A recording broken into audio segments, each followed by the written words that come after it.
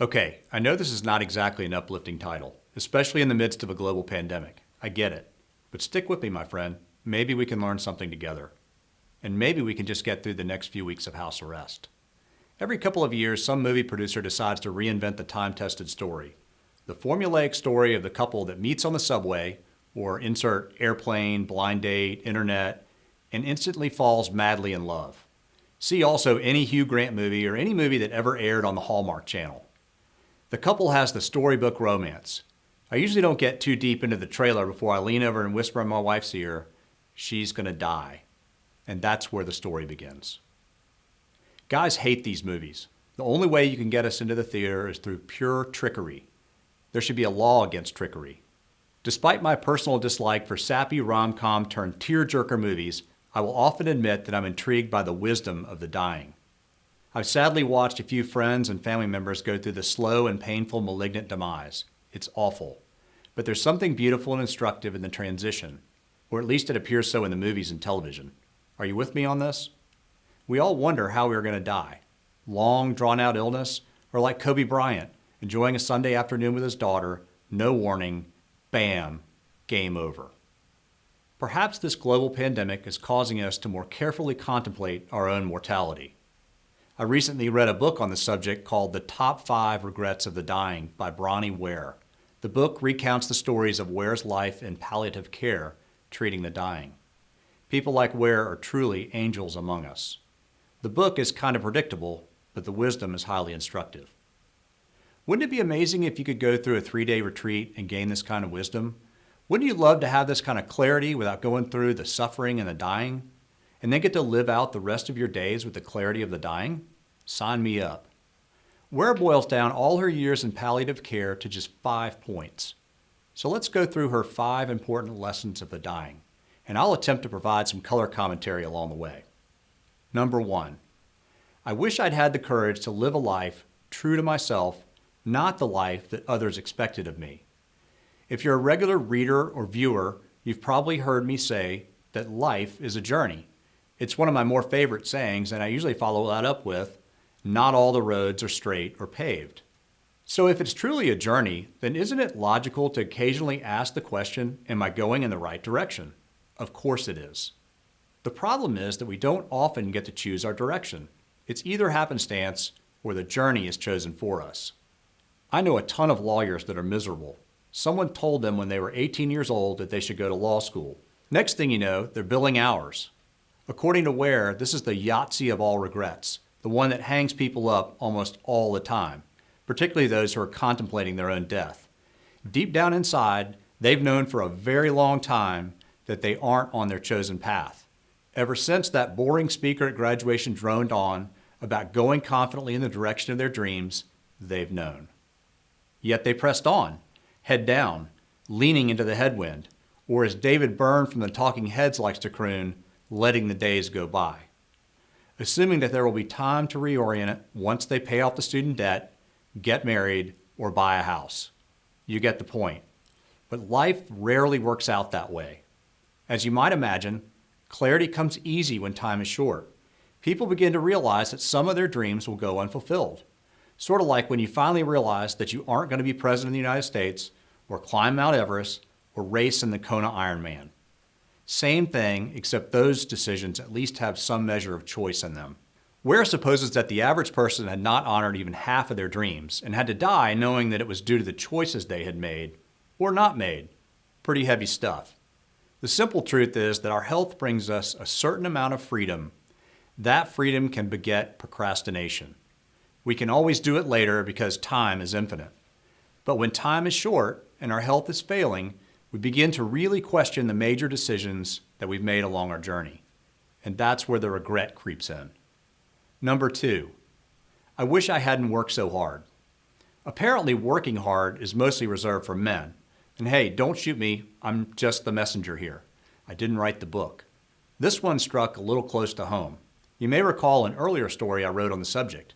My sweet little girl came home from kindergarten or first grade with a picture. She handed it to me and said, "My teacher asked us to draw a picture of mommy and daddy doing what they love."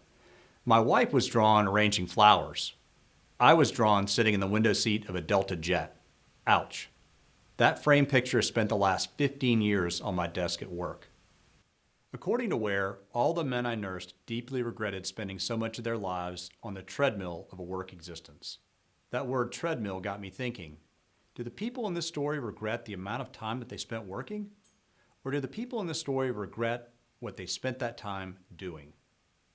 Every year, the U.S. Bureau of Labor Statistics conducts an American time use survey. The Bureau asks thousands of Americans to document how they spend their time. According to the study, most people spend 8.6 hours a day sleeping, 7.7 hours a day working, and 3.45 hours a day watching television. I wonder if the problem here is that people do not have a sense of pride in the type of work that they perform. Therefore, the countless hours at work seem wasted, a chasing of the wind. And then they simply regret the time they wasted at the office. As they start to run out of time, it gets worse. It wasn't about working too hard, it was about working too hard on the things that seem inconsequential. Oddly, nobody seems to regret the amount of time they spent watching television. Ware goes on to say, the chase for more and the need to be recognized through our achievements and belongings can hinder us from the real things, like time with those we love, time doing things we love, and balance. It's probably all about balance, really, isn't it? Number 3, I wish I'd had the courage to express my feelings. Okay, if number 2 is a guy thing, number 3 is mostly a girly thing. Apparently, many people regret holding their tongue.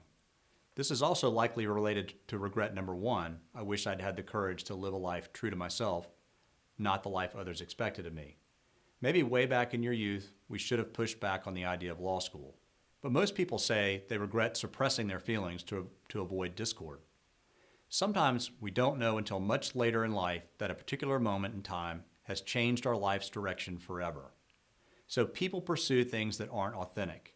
You know, careers, colleges, relationships, and such. Stuff to make mom or dad happy. The kind of stuff you don't really figure out until it's too late to turn back. Or you're on your deathbed trying to make sense of your life. The result, it seems, is an existence that restricts one's ability to satisfy our own dreams. And an overwhelming sense of regret.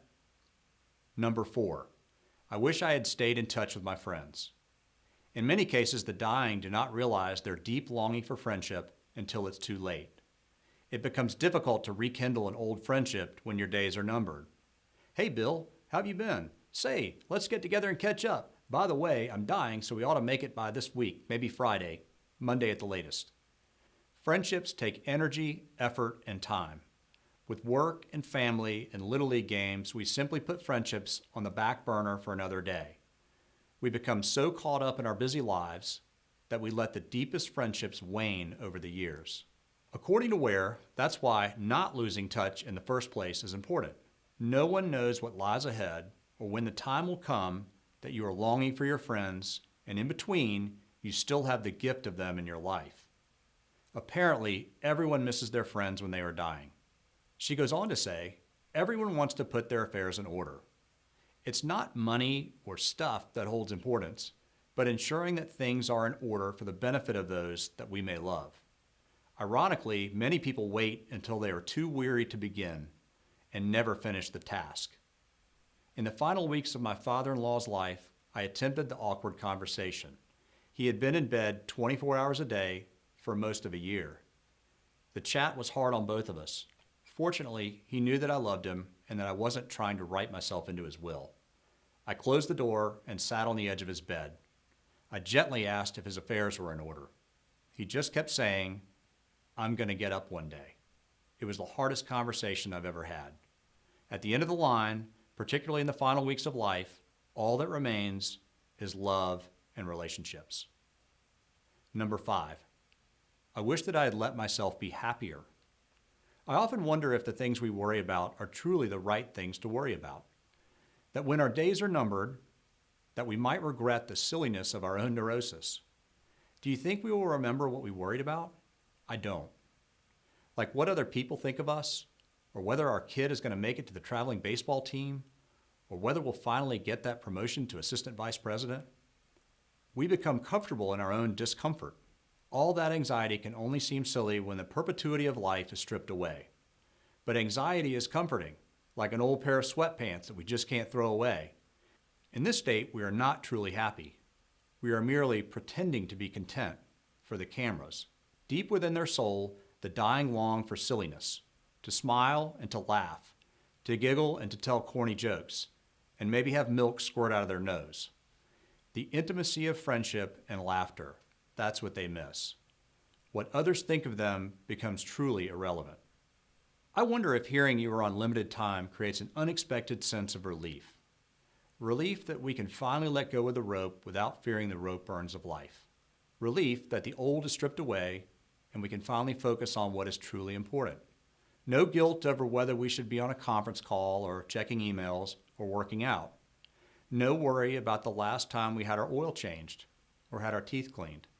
An almost childlike wonder of finally being able to see the world more clearly, as if someone finally turned on the lights and everything immediately came into focus. So what about you? What are you worrying about today that might seem trivial if your days were numbered? And that, my friends, is where the story ends.